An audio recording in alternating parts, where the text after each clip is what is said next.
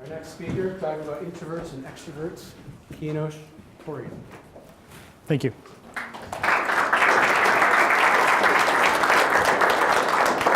Hello, everyone. My name is Kianosh Pourian. I'd like to thank First Cielo for putting this together.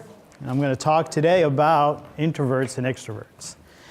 I lie somewhere in the middle of an introvert and extrovert, which means I get very nervous giving presentations, but I force myself to do it. And hopefully by the end of this presentation, you'll see that that is a very wrong statement to put on introverts, extroverts, and what goes in between. So, who are you? No one of consequence. But if you say, I must know, then I'll tell you, get used to disappointment. And if somebody can tell me what that quote is from, you get a gold star. Beautiful people, I like you already. I am a user interface developer and a contractor, independent contractor. I've worked for companies like Staples, Molecular, MIT, on and on. Most of these that you see in the list are contracting projects. My tenure has been at Staples, which I worked for 8 years. And that was back in 2008 where I finished it up. It was at Staples that there were some days that I would go in, or sometimes during the day, that as Carl put it, I became an asshole. I was that guy that nobody wanted to be around. Didn't know what was the cause of it, had no idea. And it wasn't until a couple of years ago when I read an article on Fast Company that talked about introverts. And as I'm going down that article and listing paragraph by paragraph, the light bulb comes on and it's getting brighter and brighter. And I see, oh my God, they're describing me. So it became somewhat of a passion for me to find out more about this introvert, extrovert, and what makes people be one or the other. So there are some misconceptions. And with any misconception, there are some falsities to them. I'd like to read you a quote that I'm going to read verbatim because I think it's very beautiful and very on point. The problem with stereotypes is not that they are untrue, but that they are incomplete. They make one story become the only story. So when you label somebody an introvert and extrovert, you're just telling part of that story. Carl Jung was the psychologist that coined the term introvert and extrovert. Actually, it was extrovert in the 20th century. But unfortunately, ever since then, we have mislabeled people. Nobody really wants to be labeled an introvert because an introvert is known as shy, antisocial, or stuck up. On the other spectrum of it, an extrovert is known as obnoxious, needy, and bullies. Neither one of those are true. According to Carl Jung, there are no pure introverts and extroverts. If there is one, they're in an insane asylum. So what are we if we are not pure introverts or extroverts?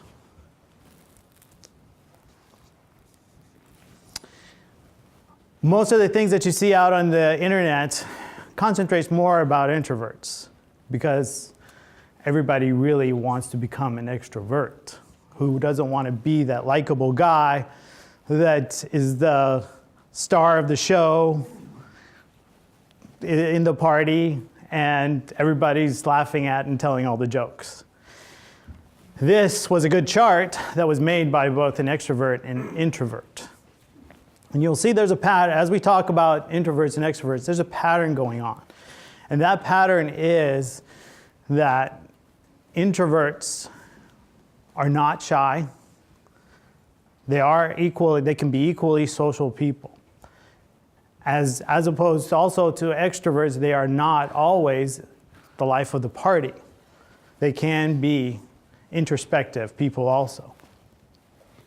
When it comes to people, introverts, it can be draining for them to interact. And well, I'm going to talk about this quite a bit more because that's a key element of the interaction that happens between introverts and extroverts. As opposed to extroverts, when they interact with people, is very energizing. Conversations, introverts sit back and listen, versus extroverts like to start conversation and initiate them. Talking with strangers, silence, thoughts, everything you'll see, it has a pattern of introspection versus extrospection. My favorite is the punctuations, where introverts are comma and extroverts are exclamation point. So there's a lot of times, a lot of people mistake shyness and introvert. And it's very easy to make that mistake. You're in a meeting. People are talking. But there are people who sit back and don't say anything. You can either label them as shy or label them as an introvert. There's a key difference. A shy person gets nervous about getting engaged, and therefore they stay quiet. An introverted person thinks and is introspective before they talk. And as a result, they also become quiet. There's been plenty of meetings that I've been in. At the end of the meeting, anybody have any questions? I have nothing to say. But I do go to that person, maybe 30 minutes later, maybe a day later, and I hand them a dissertation of what I thought. Because I had time to think about it. The other key thing is also that introverted people are great one-on-one versus extroverted people like the crowd. Source of energy. Now I don't have a meme for this, but this reminds me of Morpheus showing Neo a battery. And if you think about yourself as a battery in this term, well, it sort of makes sense. Where the extrovert is a rechargeable battery that as they are interacting with people, they get recharged. As opposed to an introvert, as they are interacting with people, they are draining their battery. So there is that time they need that solitude, sorry. They need that solitude. How many times have you had a conversation with a friend and say, hey, let's go out this Friday? No, I'm gonna go. I'm gonna go home and stay. No, come on, it'll be fun. What are you gonna do? Stay home, do nothing? Yeah, I'm gonna go home, stay, do nothing. And actually, for an introvert, that is party time. To recharge your battery. It is something they want to do. And it's something they like. My best day of the week is Sunday, where I sit for 6 hours in front of a TV and watch football. My two daughters don't let me get very far with that, but I try. My wife doesn't like it much either. So you may ask yourself, what are you? What am I? Am I an introvert? Am I an extrovert? Most people fall in between where it's called an ambivert. Now you may lean on one side or the other, but most likely you're an ambivert. There are tests you can take out there. There's a Myers-Briggs type test you can take that will let you know. But most likely you yourself will know. You'll know when your battery needs recharging. You'll know when you want to go to that party or when you don't want to go to that party. And you know what type you are.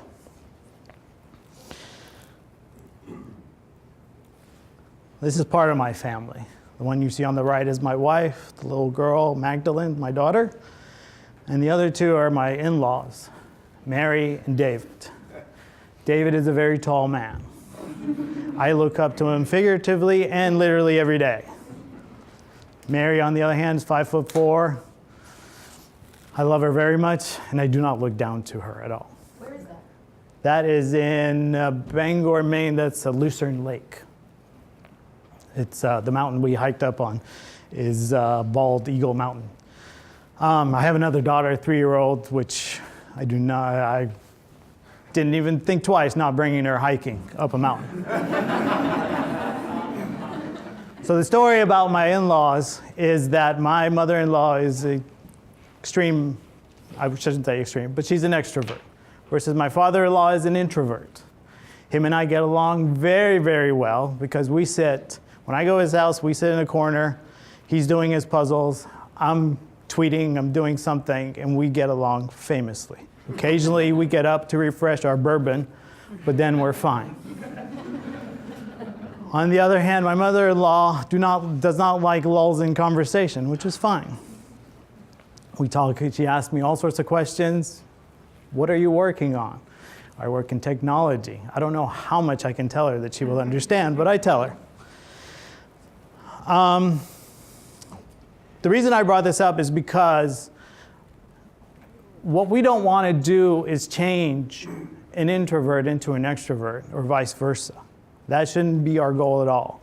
I know we live in a society that cherishes the likable person, but there's nothing wrong with being that introvert. Introverts can do everything an extrovert can do, they just need that special time.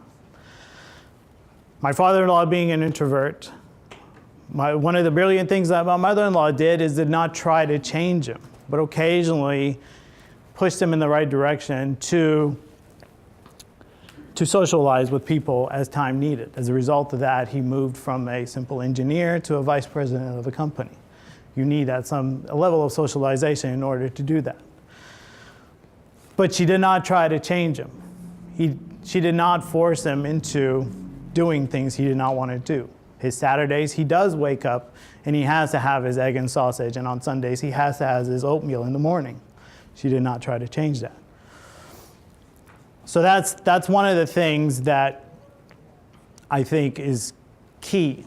On the other hand, in my younger days, I saw the likable guy out there and I wanted to be that. And I forced myself to come out of my shell and be that. And as a result of that, I became this obnoxious person that said things without thinking.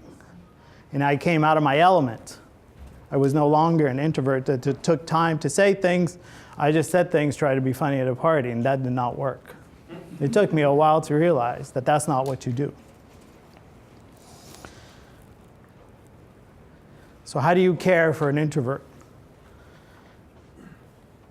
You'll see that as you read every single one of these, the pattern there is the one-on-one and sort of giving introverts their space.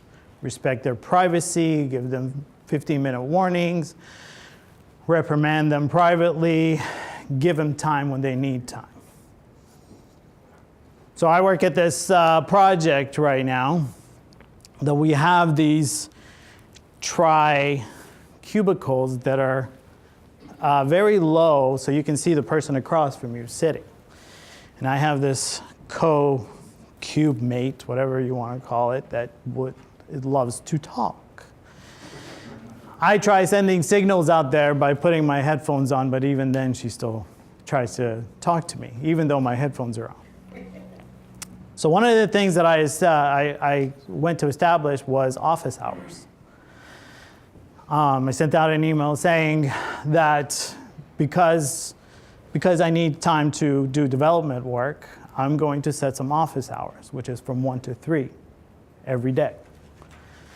You have my full attention during those hours. Otherwise, please let me be. I got different reactions from, who do you think you are? To, hey, that's not a bad idea, to one of my friends, which is a Russian lady, she wrote in an email that I should come down from the top horse, which I read a couple of times means get off your high horse. So after I explained to them why I needed what I needed, pretty much everybody understood.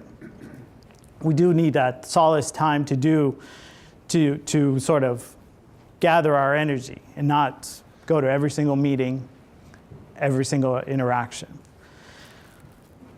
On the other hand, an extrovert does enjoy that. Extroverts are great at brainstorming because they love to dive right in. They love to be in meetings, they love to talk in meetings.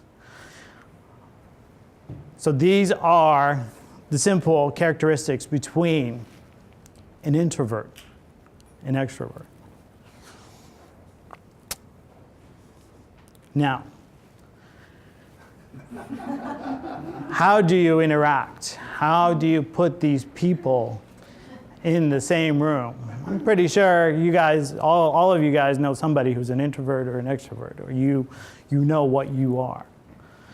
How do you interact with somebody? How do you interact with that extrovert who is standing in the hallway, not only talking to you, but talking to every single person that passes by? Versus the guy who is in his cubicle, or the girl, that's in his cubicle with the headphone on and would like not to be bothered. How do we deal with that? Communication is key, right? So, like I said, I communicate at office hours. I communicate with headphones. Those are things that I would like people to know to be left alone. Sometimes it works, sometimes it doesn't. So, as a result, I think managers and supervisors are key in this, where they kind of decide how to make use of a person's time. I've worked in plenty of companies, different sizes. My favorite was a very small startup, where we came in the morning at 9 a.m. We had all of our meetings within the first 30 minutes.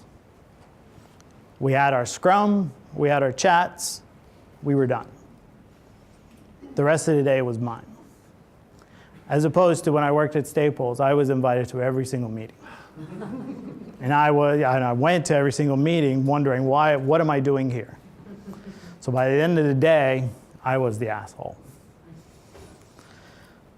Looking for signs is also, like I said, office hours, a little whiteboard outside that says keep out.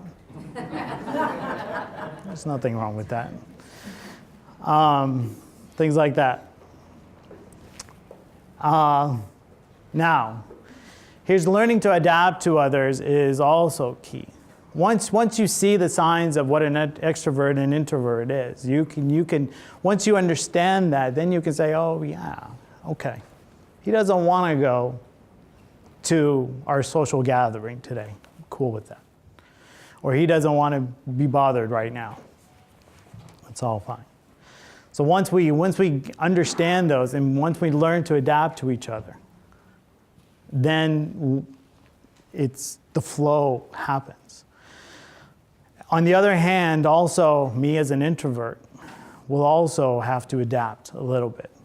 If I work in a community, if I work in an office space where everybody's facing each other, then I'm going to have to learn to adapt. One of the ways I've learned to adapt is occasionally to ask my boss to work from home. And that's a misconception some people have of working from home. For a lot of people, working from home is not just productivity, but also it's a day of recharging and helps out tremendously. Last but not least, I know this may contradict the previous point, and sorry for using Billy Joel's lyrics, don't go changing to try to please me, but you shouldn't try to go against your nature. Don't try to become an extrovert when you are an introvert, or vice versa.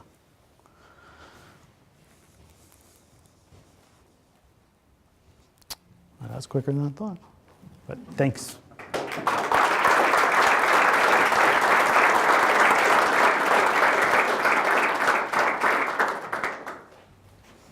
Questions? Sure. As a UX professional and as an introvert, how do you overcome that introversion and do a good job with field research and engaging with actual users, field observation, that sort of thing. How do you? So what's your stumbling block, though? The conversations involved in the observation process, right?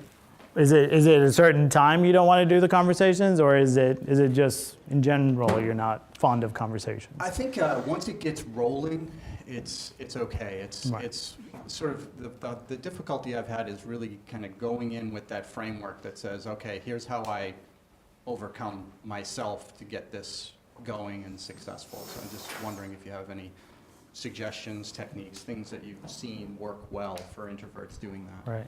The way I've done it is, for me, more one-on-one conversations were a lot easier than having people look at me or have an audience, right?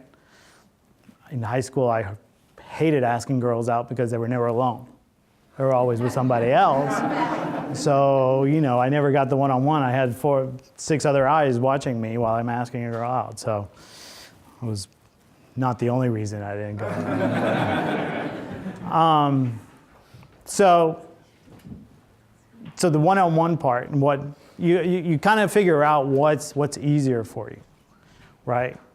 There are maybe certain times of the day you don't feel like talking to anybody. That may be it.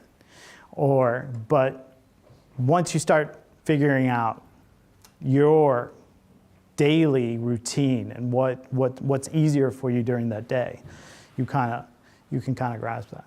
One book I recommend, and I forgot to put it up here, but I put some of the material that I use for this presentation, but one book that I recommend is called Quiet. And I've read that book. It's very good, and it kind of gives you an insight on a much better insight on what an introvert is than I do, and it helps out quite a bit in that area. I'll tweet that out to let people know.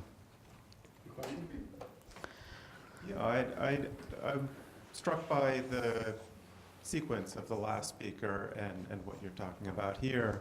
And it makes me wonder whether some of the techniques that the previous speaker was talking about are a better fit for, yes, I know you're saying that, I just can't remember your name. No, a lot of things that Carl said. Whether they're better suited to a team of extroverts or whether they actually could work for a range of styles.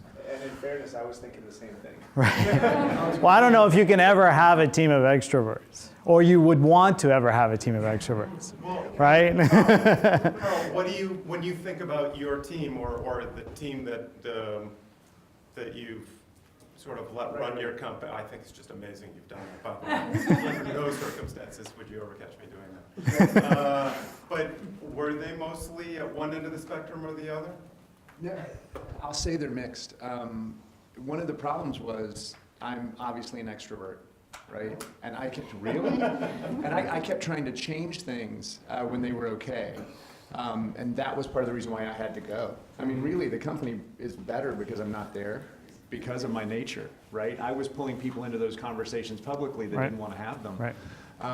So I think it's got to be a mix, and it is a mix right now. That ambient transparency element feels very uncomfortable to be in Well, part of. I don't think it made them uncomfortable as long as they didn't have to participate. They Right. wanted to know what was going on. Right. And I just want to say thanks because I learned a tremendous amount just now. Yeah. And never show this to my team. Well, there's that misconception that, I'm sorry, but there's that misconception that designers, I thought, for example, designers are extroverts while developers are introverts. And that's not the case. I mean, there's a good mixture of everybody in all those fields. So, but that's why we can categorize that. And before setting up on this, that's what I thought. I thought, I don't get along with that designer because I'm an introvert and he's an extrovert, right? But it wasn't the case. I just don't like designers. Just kidding. So I lean more towards the introversion, being an introvert. And I work with some very extroverted people. And I find there are often times when I'm in meetings and I do have something I want to share and I want to say. And I can't I can't talk loud enough. I can't actually interject into a conversation. So I often find, and I have literally slammed the table to get attention, and I don't necessarily always like that. But it is a frustration in that, extroverts are very strong personalities, and they can take over meetings. And I don't know, what are your thoughts on that? And how do you, as an introvert, really begin to interject so that you can have meaningful conversations? Well, personally, in my opinion, a lot of meetings have been ran incorrectly. So that's part of the problem, which I don't know if I can solve. But to me, there's nothing wrong with sending an email out later of here's my thoughts, right? Actually, that works better for me because now I've managed to gather my thoughts. But instead of trying to, and that's part of like trying to interject into an extrovert's world or conversation, you kind of go out of your element in order to sort of trying to fit in there or get your word across, where it's perfectly fine to do it later. To me, a lot of meetings, a lot of conferences that I've learned a lot during it, but a lot afterwards also. And 9 out of 10 at Staples, I hate to use Staples, but at Staples, we did a lot more better productive work outside of a meeting than in that hour meeting that we were in there. So there's nothing wrong with waiting for afterwards. No need to slam. Just let them do their thing, and you can put your 2 cents after. One strategy, just maybe that might help with that, is I've told some of my team, don't show up to meetings if there's not an agenda. And I don't, because it's just more time sitting in a meeting, you not really know what we're going to be talking about. But it's helped a lot of the more introverted people at my company to just, if there is that rigid agenda, you can say, hey, before we move on, I have a point on this piece, or maybe try that strategy. Or make your own agenda. If there's a meeting without an agenda, send one out ahead of time. I can have a whole new discussion about meetings and how to cover that. Yeah, we should have a meeting about that.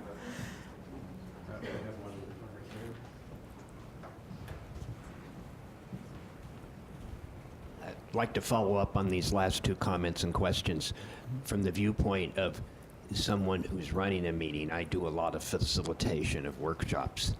Do you have any suggestions on how to create an atmosphere where everybody feels comfortable saying something and it's not dominated by the extroverts who jump right in? I don't know. I mean, I don't know if you can make somebody who doesn't want to talk comfortable enough to talk. I don't know if forcing it is right or going around the room. I never liked the going around the room thing in meetings. I don't mind introducing myself, but I didn't like going around the room and getting opinions. Yeah, I agree with that. I don't do that, right. But I just wondered if there was any. No, I mean, I would, at the end of each meeting, I would suggest, please, if you have any other comments, please let me know. And I encourage it because, like I said, a lot of times, after going away from a meeting, I thought about it and I was like, oh, I should have said this. I'm the guy that should have came up with a comeback, but only thinks about it 30 minutes later, right? So I'm much better with later on thought processes than immediately. We had one.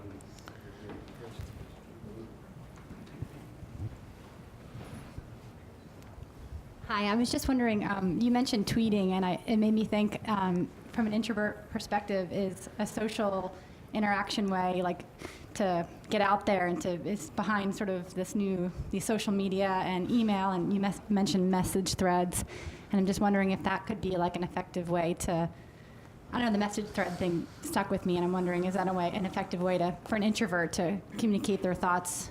Definitely. In a way that's not as, I have to be out there and. Definitely, but there's also the extroverts that get in there also, and those are, I don't know if you've had anybody troll you, but, so, yeah.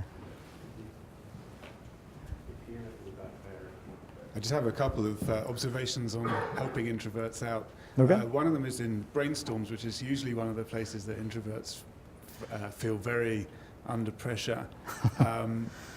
One thing is to try out the Pomodoro technique, to actually take breaks. So run for 20 minutes and take a 5-minute not doing the thing break. And that usually gives people a little bit of time to process and come back. And if you open with the introverts after the breaks, that can sometimes be a good thing to just break it up a little. And the second one we've been doing is trying not to do monolithic meetings, which are trying to address a problem, think about it, come up with actions, and come out the other end with like everybody's done and dusted, because again, you're missing that cooling off period where people come up with some more ideas and some more comes out. So we'll quite often try and do it so that there's a kind of a get the shape of the thing in the morning meeting, and then there's more of a come to conclusions and decide what we're going to do meeting in the afternoon. So try not to do them in one lump. Yep. I'll tell you what brainstorming scares me, right? I'm getting in front and I'm about to give you my ideas, and about 5 other people are going to tell me I'm wrong, where I'm more comfortable if you came to me and say, no, that doesn't work for me, right? So those are some of the things that I don't know if you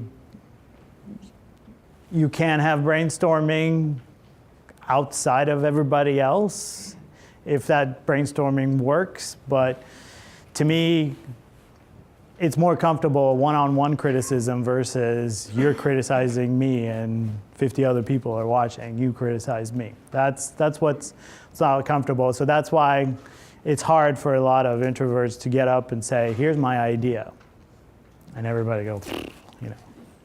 I don't even think extroverts like being criticized publicly in front of the group. I don't think they mind it as much, though. Maybe, I don't know. I'm not an extrovert, so.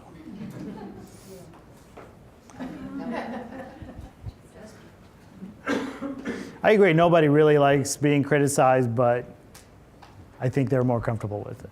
They might be. Here, maybe? Maybe. Here, I'll just take ownership of it. That we can take it, but we're just the humans like everyone else. Sure, I agree. So one of the things that some people start to do when they first learn about personality types is they kind of misuse them in trying to force other people to fit to their personality type. Yep. So the question is, how do you strike that holistic balance between the individual and the group, and honoring the individual differences but not catering to them? Because that, how do you strike that holistic balance in managing a team? I wish I had the answer for that. That would be the $64,000 answer, right? I don't know I don't think I know about introverts and extroverts, but I don't think I'm qualified to answer that at all. Sorry. I think it's fundamentally asking people to maintain respect for each other. That's all it really comes down to. If you're able to manage a meeting or an environment where that is adhered to or enforced respect, that works well with our space. Right. Sometimes, occasionally, there's been extroverts that have really pushed forward and to the exclusion of some of the introverts. And it sometimes takes someone to stand up and say, hey, if you make it very overt, very obvious that there's a number of extroverts here that are really running the show, running this meeting, we need to hear from everyone, or we need to get some pause for people to collect their thoughts. And that just signal of respect makes a difference. I probably tend towards the introvert side of things. And things that I've learned to do, the jobs that I've had the most success in is when I kind of am paired with an extrovert, where we could talk ahead of time. And so they get a sense of where I'm coming from. Sometimes they get to take the meeting themselves and I get to go do what I need to do. But sometimes, even when I'm in a meeting, and it's never been a formal alliance even, but somehow the conversation is going on and they'll pull me in on it or however on it. And it's really learning to work with other people so that they recognize the role that you contribute on the different things. Right. And in terms of conversations, a lot of times I know that I come across very directly. When I'm trying to analyze a problem, I can be offensive. And so what I will do is I will say to people, I'm not trying to be offensive. I really just have to go through a very strict step-by-step to understand what you're talking about. So I explain my style to people to be, to make it less offensive to them. So, but I've been sitting, this presentation and the previous one, I've just been sitting here and I was like, each time I just feel a little knot untie. And it's like, oh, somebody understands what this is all about. Well, that pairing of an introvert and an extrovert is rather interesting because so you get the one-on-one interaction and everything, but then you also get to use your extrovert partner as a microphone for things you want to say. Not So just that a I thought, microphone, but also that they will actually help me in a meeting to pull me out so that I can participate in the meeting. right. So yeah, that's interesting. We have time for one more, and I think it was over here. To me? Yes. I don't think I need a microphone. Maybe for recording. For recording, you don't want to. Thanks for the talk. Oh, sure. Can you speak a little bit about how having a better understanding of the needs of people at different points along the introvert to extrovert spectrum has influenced your UX work? Because a big part of UX is understanding users, and having that understanding that people have different needs seems like it might influence it, particularly in a non-digital sense. Right. So empathy for others is something I think we all are striving to learn, and we continuously try to learn. So how does it affect my UX work? It hasn't as much as I thought it would. It's to me it hasn't affected my work. It affects mostly my interaction with other people. Now, I'm not entirely in the UX. I'm more of a UI developer, so I don't do A/B testing, or I don't interview very many people. I'm the guy who's coding away. So in that sense, it hasn't. I don't think I have a good answer for you because I use it for my interaction with others, not interaction in the work that I do. So, sure. Well, I think that's all we have before lunch starts. I'm super hungry. Yeah. But we want to thank Thank you.